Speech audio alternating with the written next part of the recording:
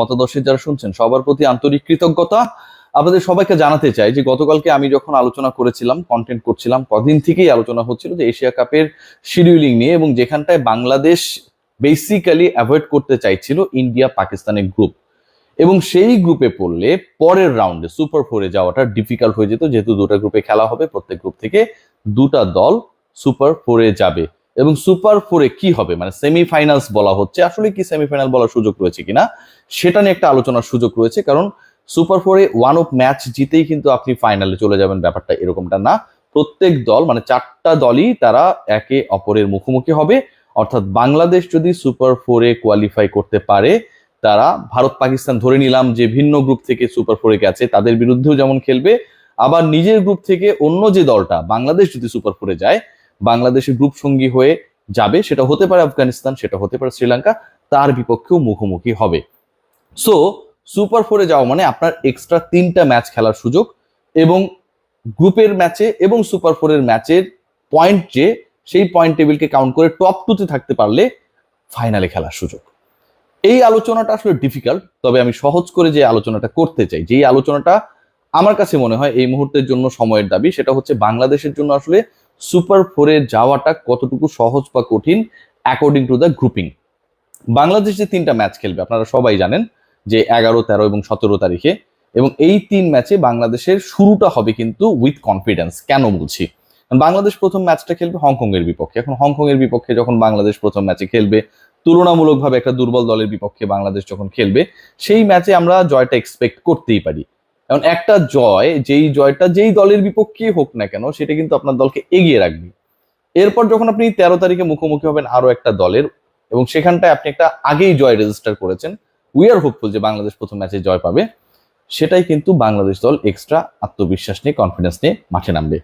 দ্বিতীয় ম্যাচে যদি বাংলাদেশ জিতে যায়, তাহলে বাংলাদেশের সুপার ফোর টপ করে থাকা, পরের রাউন্ডে যাওয়া অনেকাংশেই নিশ্চিত হয়ে যাবে। ইন্ডিয়া পাকিস্তানি গ্রুপে না পড়ে বাংলাদেশের সবচেয়ে বেনিফিটের জায়গা হয়েছে সেটা হচ্ছে আফগানিস্তান অথবা শ্রীলঙ্কা।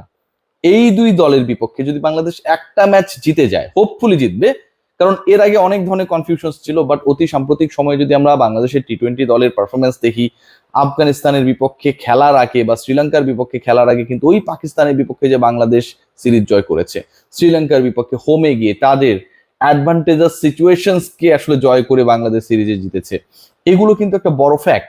একই সাথে টি-20 দলটা নিয়ে, মানে কেমন দল আপনি আসলে টি-20তে চান, কেমন এক্সপেরিমেন্ট চান, আপনার অর্ডার গুলো ব্যাটিং এর কি হতে পারে, বোলিং ডিপার্টমেন্টে আপনার স্ট্রেংথ এন্ড উইকনেস এর জায়গা কোথায়, প্রত্যেকটার অ্যান্সার কিন্তু রাইট নাও উই হ্যাভ। যেহেতু বাংলাদেশের টি-20 দলটা কেউ মানুক আর না মানুক অলমোস্ট দাঁড়িয়ে গেছে, 90% দাঁড়িয়ে গেছে, এটা নিয়ে কোনো ডাউট নেই। ওপেনিং আমাদের, মানে টিম ম্যানেজমেন্ট তো অনেক ধরনের ফাজলামো করে, কিন্তু ওপেনিং এ আসলে আমাদের তানজিদ তামিম এবং পারভেজ হোসেন ইমন, দে আর দ্য আলটিমেট চয়েস। এরপরে লিটন কুমার দাস খেলবেনই। নাম্বার 4 নিয়ে আলোচনা রয়েছে, তাওহিদ হৃদয় সেখানটায় হয়তো খেলবেন। শামীম হোসেন পাটোয়ারিকে নিয়ে কিংবা জাকির আলী অনেককে নিয়ে আপনার আলোচনা করার সুযোগ নেই, কারণ তারা তাদের জায়গাটা সিমেন্ট করেছে। বোলিং ডিপার্টমেন্টে রিশাদের কথা বলতে পারেন, শাক মাহিদির কথা বলতে পারেন, নাসুমের কথা বলতে পারেন। আপনি 3 স্পিনার খেলালেও আপনার অপশন রয়েছে, 2 স্পিনার খেলালেও আপনার অপশন রয়েছে। পেস বোলিং ডিপার্টমেন্টে শরীফুল দুর্দান্ত কামব্যাক করেছে, তানজিম সাকিব সবসময় শুরুতে ব্রেক থ্রু দিচ্ছেন।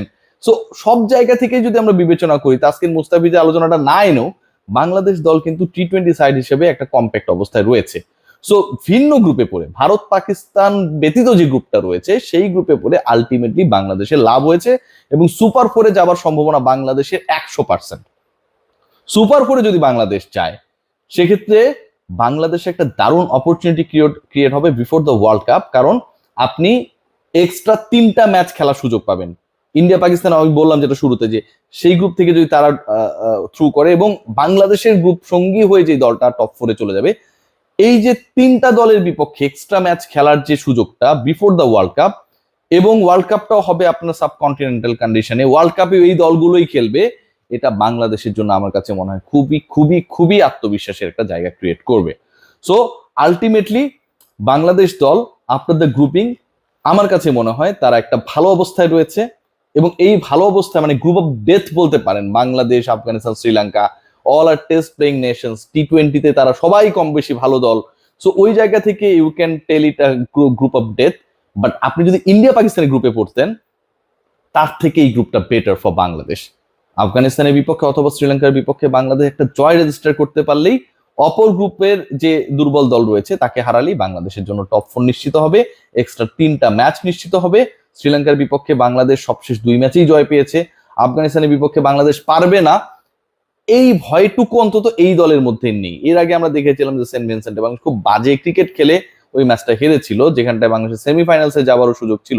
শেষ পর্যন্ত আফগানরা বিশ্বকাপের সেমিফাইনালে খেলে, but end of the day বাংলাদেশের সেই অ্যাবিলিটি ছিল, তারা সেটার উপর ট্রাস্ট করেনি। রাইট নাও কিন্তু দলটা একদম ডিফারেন্ট, একদমই অন্য কোনো কিছুকে পাত্তা না দেওয়া, সবকিছু হুড়মুড়ি ভেঙে দেয়া, ডমিনেটিং ক্রিকেট খেলা, এই যে একটা টোন সেট হয়েছে আন্ডার ফিল সিমন্স এবং আন্ডার দ্য, আমি কি মনে করি যে লিডারশিপ অফ লিটন কুমার দাস, আমাদের ওপেনিং পার্টনারশিপ, সবকিছু মিলিয়ে এই দলটাকে নিয়ে আপনি আশাবাদী হতেই পারেন।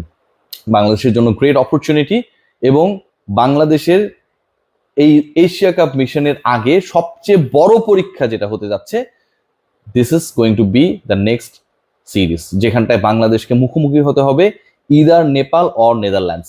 নেপাল বা নেদারল্যান্ডস, এই দুই দলের যাকেই আপনি বিবেচনায় আনুন না কেন, দু দলের কারো বিরুদ্ধে যদি আপনি খারাপ ক্রিকেট খেলেন, সেটার কিন্তু একটা ব্যাড ইম্প্যাক্ট পড়বে ডেফিনেটলি এশিয়া কাপে।